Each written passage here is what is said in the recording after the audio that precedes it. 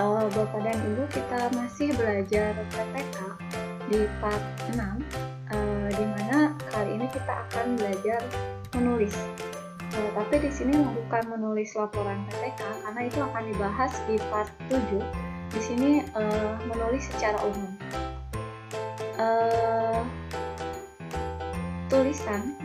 Tulisan yang baik adalah tulisan yang di dalamnya ada ide atau gagasan.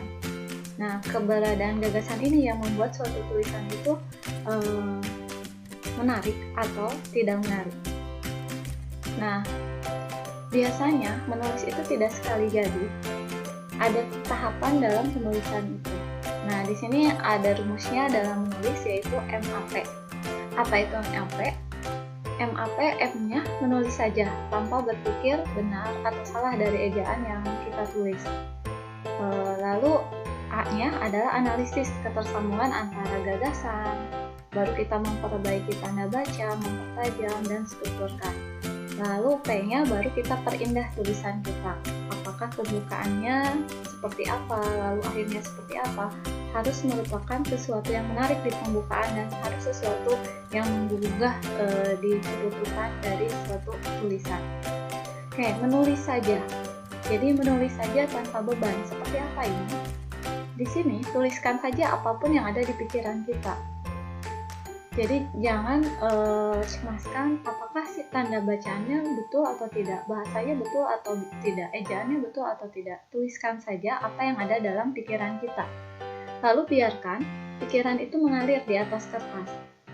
Lalu bila sudah memiliki peta pikiran, kembangkan dari satu gagasan ke gagasan berikutnya. Lalu biarkan tulisan itu, jangan kita baca dulu, biarkan dulu semalaman tulisan itu. Nah, baru pada tahapan tadi penulisan yang kedua, yaitu baru kita analisis. Baru kita edit tulisan itu dalam analisis. Apakah tulisannya itu enak atau tidak. Nah, lalu berbuatlah seolah-olah kita membaca tulisan orang lain ketika kita membaca tulisan kita. Sehingga biasanya tulisan yang baik itu bernada mengobrol.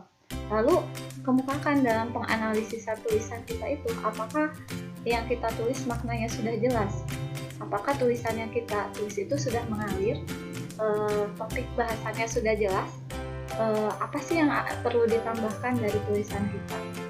Nah, setelah kita menganalisis dari tulisan kita tadi, tahap pertama tulis saja tanpa beban, kita tulis apa yang ada dalam pemikiran kita, lalu baru kita analisis hasil tulisan kita.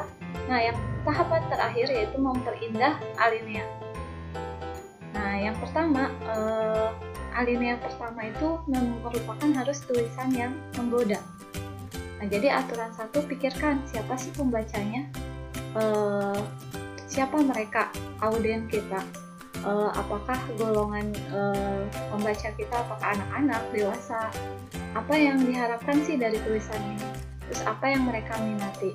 Lalu aturan yang kedua, pikat mereka di 30 detik ketika membaca tulisan kita. Lalu aturan ketiga, beri alasan.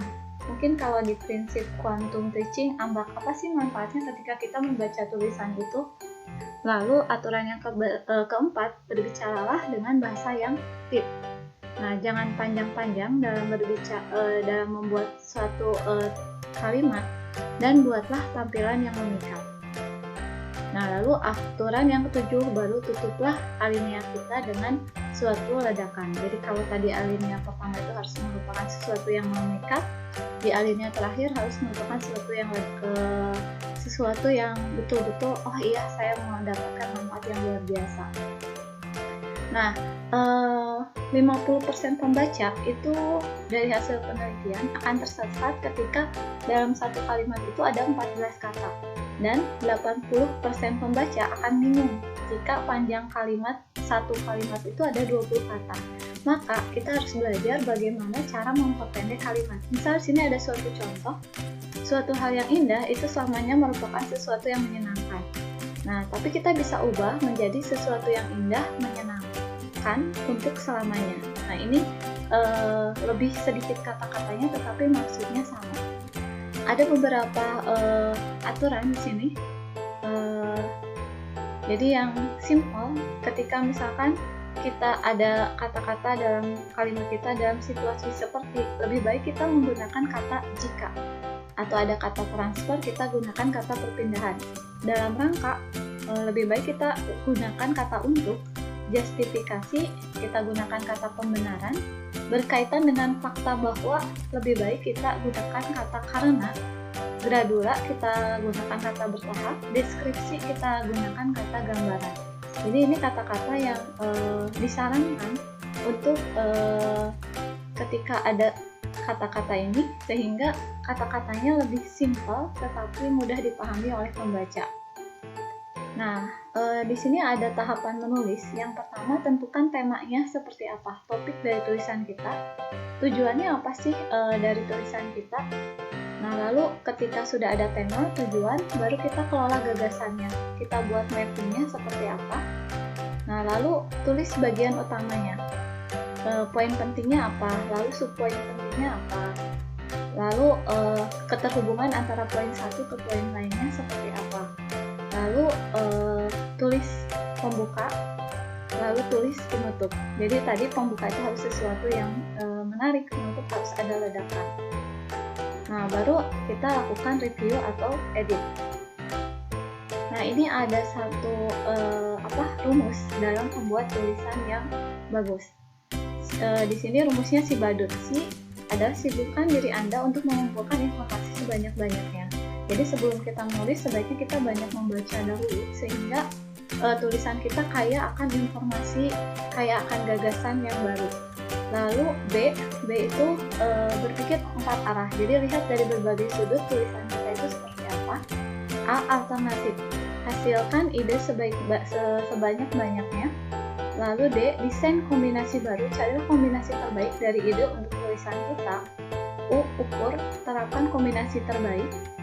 Lalu T. Terapkan. Jadi itu salah satu rumus untuk membuat sesuatu tulisan yang baik. Oke, itulah tentang menulis. Nah, kita nanti akan bertemu di part yang terakhir, yaitu menulis laporan PPK.